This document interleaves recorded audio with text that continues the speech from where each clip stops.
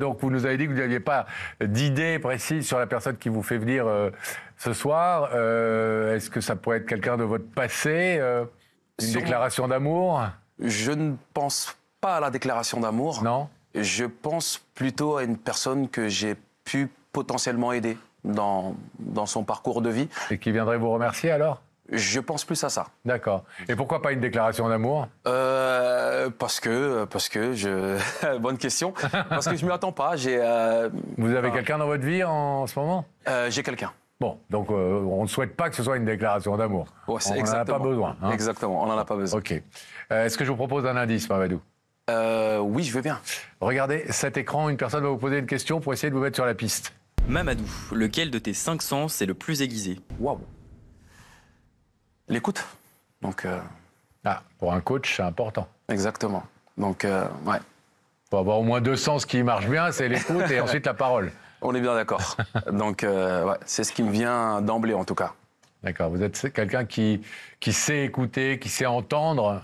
Je pense que c'est quelque chose de très important dans notre perception de voir les choses, de savoir écouter et de pouvoir proposer une présence à la personne avec qui nous offrons notre temps. Et c'est vrai que j'en ai fait principalement quelque chose d'essentiel. Qu'est-ce qui vous a conduit sur ce chemin-là après votre blessure? Ça s'est imposé comme une évidence ou c'est une rencontre? Oui, ça a été déjà ma dépression qui a suivi la fin de ma carrière de footballeur professionnel parce que partant à l'âge de 15 ans en centre de formation, je ne m'imaginais pas que ça allait s'arrêter du jour au lendemain. Donc la fin de ma carrière a été très difficile. Et ensuite, de la lecture, les différentes personnes qui m'ont permis d'être là où je suis aujourd'hui, donc qui ont été quelque part des références pour moi et des mentors. Et cela m'a permis à développer toute cette faculté, à pouvoir aider les autres à mener une vie qui fait beaucoup plus de sens pour eux. Là, pour l'instant, ce premier indice, il vous indique plutôt le chemin que vous nous indiquiez il y a quelques minutes. Vous nous disiez, je pense que c'est peut-être quelqu'un que j'ai aidé. Oui, d'accord. Est-ce que vous voulez un deuxième indice? Je veux bien. Pour savoir si vous infirmez ou vous confirmez votre première pensée. Je veux bien. Eh bien, regardez à nouveau les écrans. C'est quand la dernière fois qu'on t'a fait une belle déclaration? Cash, hein? Cash. Quand on parle de déclaration, on parle de déclaration d'amour. Vous l'entendez comme vous avez envie de l'entendre, puisqu'il paraît que votre sens numéro 1, c'est votre oreille. Mettez les mots que vous voulez sur ces mots-là. Alors je dirais pas plus tard que ce matin sur Instagram, un message, un DM où on me fait part de l'admiration qu'on a à mon égard. Donc c'est une forme de déclaration très forte. Bah ça dépend, vous le prenez comme vous voulez.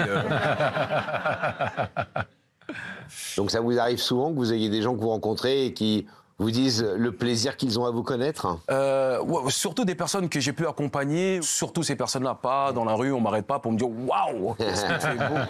Ça n'existe pas. Mais surtout des personnes que j'ai pu aider. Que vous avez pu aider. Vous voulez un deuxième indice, Mamadou? Un troisième. Ah, il y en a déjà eu 2. C'est ce que je dis, je ne dis jamais un deuxième. Vous pouvez faire quelque chose pour les gens qui perdent un peu la mémoire?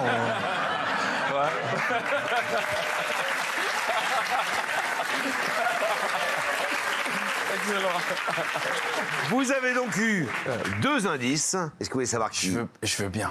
qui nous a demandé de vous inviter ce soir sur ce plateau? Ouais, j'en meurs d'envie.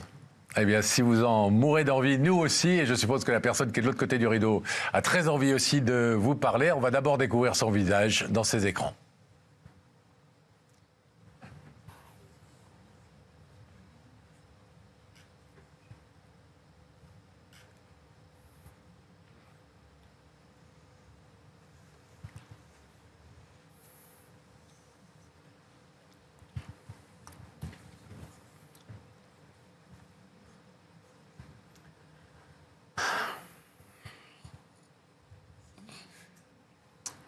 Je suis dû... Enfin... C'est pas moi qui dois parler. Si, vous Bien êtes sûr. chez vous. C'est elle qui est obligée de se taire tant qu'on ne lui donne pas la parole. Mais on peut lui donner la parole maintenant, Et quand si vous elle voulez. souhaite répondre à ce que vous allez dire tout de suite. Allez-y. Alors, je suis très touché. Je pense que je vais me faire vanner, moi, dans mon quartier du 93, là. Là, j'ai pas les mots pour l'instant, donc je pense que je vais la laisser s'exprimer parce que il me faudra un peu de temps là pour réaliser. Vous connaissez cette jeune femme? Oui. C'est pas une déclaration d'amour, hein, Mamadi? Pas du tout. S'appelle Léa. Vous voulez entendre ce que Léa est venue vous dire? Ouais. Léa? Oui. Donc même si je t'ai fait venir ici, c'est pour te remercier de m'avoir sauvée de l'anorexie, boulimie. Parce que sans toi, je serais pas là. Prenez votre temps, Léa. Oui. Je te remercie d'avoir été toujours là pour moi, d'avoir pris du temps sur ton temps libre à m'appeler à des 23h minuit, alors que tu avais tes enfants et ta femme derrière, d'avoir consacré du temps pour moi pour m'aider. Je suis aussi désolée de t'avoir des fois parlé mal ou de ne pas avoir écouté toujours tes conseils parce que c'est dans l'anorexie et la boulimie. La maladie fait que quand on a des conseils, parfois, c'est nos ennemis. Donc, pour moi, tu as été celui qui m'a sauvé la vie. Donc je voulais te remercier correctement ici et mettre à l'honneur tout ton travail. Parce que tu le mérites, tu es quelqu'un de très bien. Tu es une personne exceptionnelle. Et je voulais juste te remercier de m'avoir sauvée de tout ça. Parce qu'aujourd'hui, je suis quelqu'un de reconstruit. Je suis une nouvelle femme. Je ne suis plus du tout comme avant. J'ai eu un enfant. Si je t'avais pas eu dans ma vie, j'aurais pas eu mon enfant, j'aurais pas eu toute cette motivation pour m'en sortir. Donc je te remercie vraiment de m'avoir sauvée.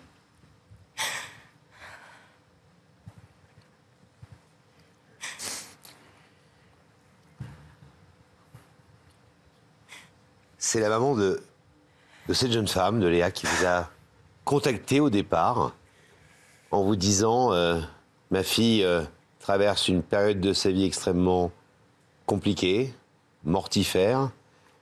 Vous vous souvenez de ces premiers appels ou de ce premier appel au secours, j'allais dire, de sa maman et de Léa ensuite? Bien sûr. C'était durant le confinement. Et j'ai reçu un mail qui m'a particulièrement touché. C'était donc la mère de Léa et qui m'a fait part de toute sa détresse, de ses peurs et de toute sa tristesse qu'elle vivait à travers le fait que Léa était anorexique et qu'elle se faisait vomir à l'époque 6 à 7 fois par jour, qu'elle avait tout fait. C'était le cri d'une mère qui ne savait plus quoi faire parce qu'elle avait été déjà voir des psychologues, des psychiatres, elle avait fait tout.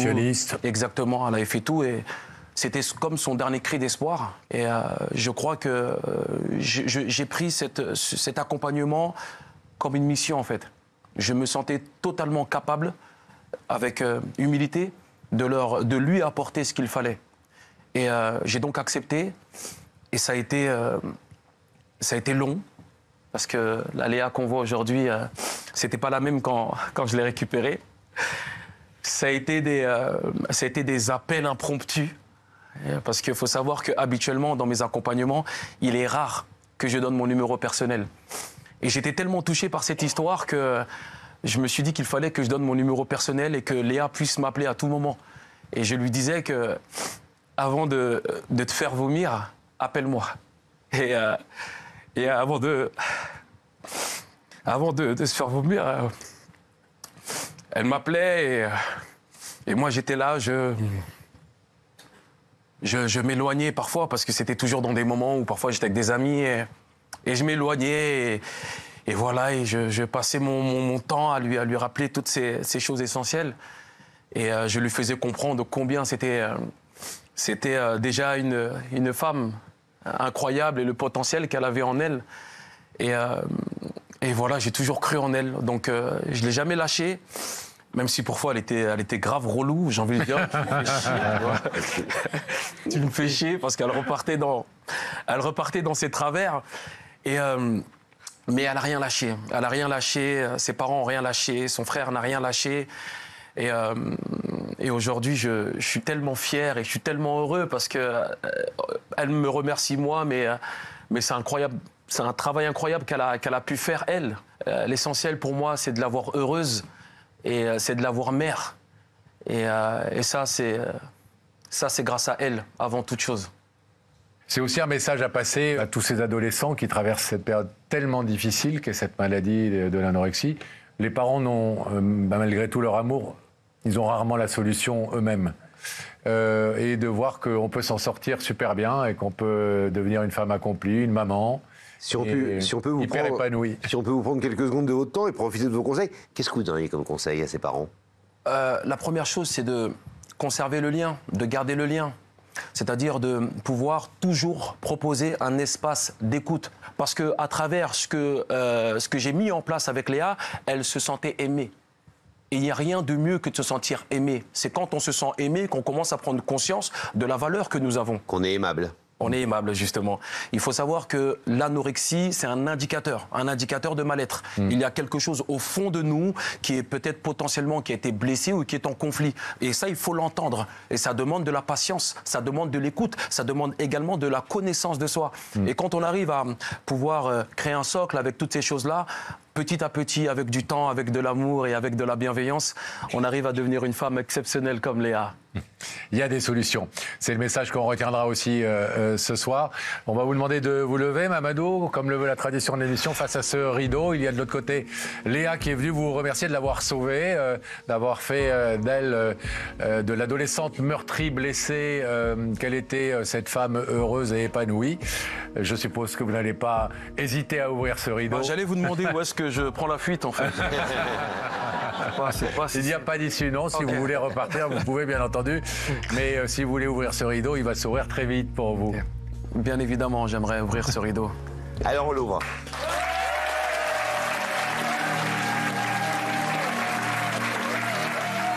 Allez-y. Ça fait plaisir. Super, bravo. Bravo, Léa. Waouh, bravo.